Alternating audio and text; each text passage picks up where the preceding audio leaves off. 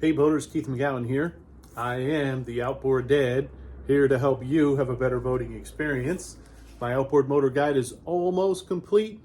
Hopefully by the end of next week it will be out on Amazon, $20. If you send me proof of purchase at my email, keith@outboarddad.com, I will give you a free session, $250 value, over the phone for a half an hour to help you evaluate a used outboard motor or maybe a motor that's on a boat that you're looking to buy. Today, we have talked about a lot of different comments coming in with 2 strokes and 4 strokes. I have a 4-stroke motor over here, got another 4-stroke motor over there, but people want to see more 2-stroke motor stuff. And why is that? And we're going to talk about this more. I can keep my old 2-stroke running for a lot less money. And that's what it comes down to, especially if you already have it on your boat, or if you're looking to buy a motor. They're a lot cheaper and a lot easier to maintain yourself. A lot less to go wrong. They're simpler. Yes, they have their downside, but we'll get into some of that. But let's evaluate this next motor that I have sitting out here on my trailer. We're going to have to rig it up on my stand here. So we'll pull up the truck, back the trailer up, hoist that sucker on our stand. And what are we going to start with? Does anybody know? Compression check, right? So let's get the battery hooked up, see if the power tilt and trim goes up and down. We'll do our compression test, start there, and then we'll see if we can get this motor fired up. Let's do it.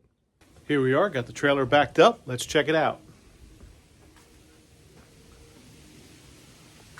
So if you remember that day we picked up 2 motors, paid $150 for this one and $100 for that one. Let's check this one out, our Evinrude 90 V4. I love these motors. I can't wait to get into it. Let's rig this off our trailer and get it hooked up on our stand, and we'll go through it step by step.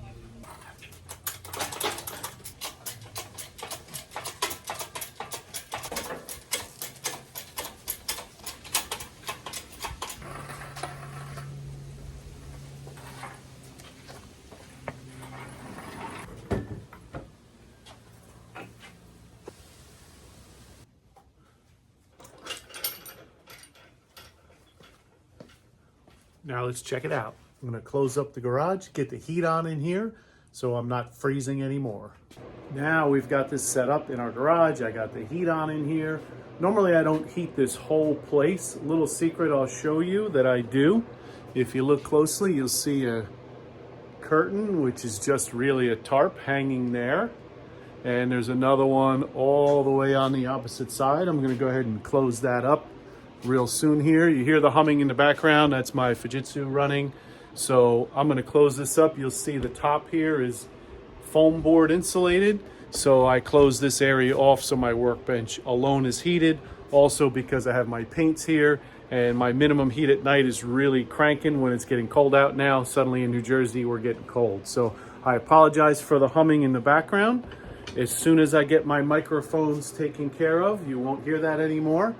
Any other comments? I really appreciate you guys telling me when something's not right or you need to see something more. Or, I don't want you watching a video going, oh, but he missed this or he didn't.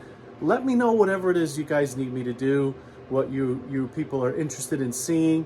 I want to provide the best that I can here to help you out, to give you the best bang for your buck for what you're spending out for your outboard motors. So remember our eye bolt we use for most of our motors. We're going to disconnect that. Then we're going to get a battery over here and hook it up. And we'll check that power tilt and trim just because that's a quick and easy one to check. We may have some battery cable issues because I don't see any battery cables, so I have to scrounge some up here. I think I have a couple kicking around. And then we'll do a compression test first. So let's check it out. If you look through my used outboard motor buying guide, there's some tests, some simple tests to go through. I didn't go crazy with this because it was a $150 motor. So doing what I do, I knew that I would have at least some parts out of this. Maybe it'll be a complete loss and I'm wrong, but I kind of doubt it. It was just so good. I just picked it up and ran. So let's check this out. So we're going to do some visual checks first. So let's take a look. So looking under the hood, first thing we're going to do is, does our flywheel move? And it does, right? It's not locked up. I could spin it over a couple times, but we're going to do that when we do our compression check.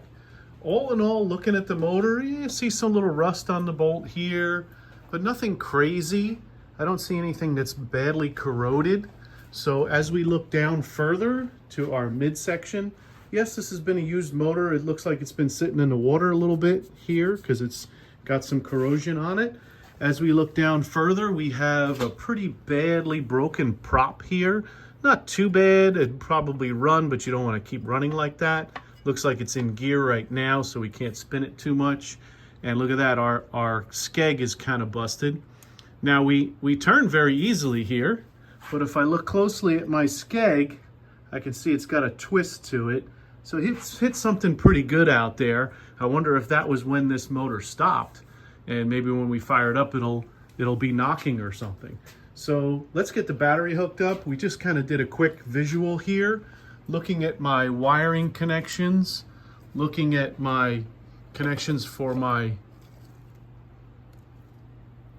ignition wiring, looking at our fuel hose connections here, our oil line, starter gear, right? We're just kind of looking over. Here's our VRO pump, which is probably best to eliminate on these motors. Someone just cut the steering right off of that. Maybe it's locked in there. I don't know. We'll have to see. I see my manual release here. And all in all, doesn't look too bad, but now we have to do some more mechanical tests. If you remember, we're going to take the plug out of the lower unit and we're going to check that lower unit.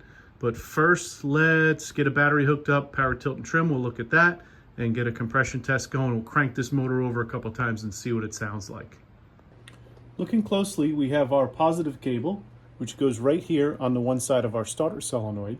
Of course, I remember this from older motors and other motors I've worked on, but you're ever curious about where to connect your 12 volts to when you're hooking up your cables, you always want to check your manual to be sure, but most times it's going to be the opposite side of what feeds your starter, right? Because this is a solenoid in here, which is just a large switch that sends the full voltage of the battery to our starter motor to start it up.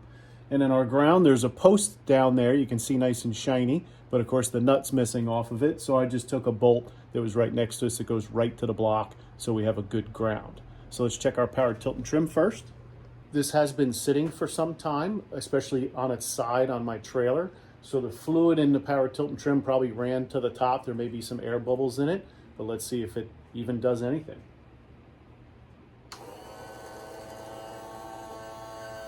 Hear the pump running, but not a lot. Oh, there it goes. So I had to work a little air out.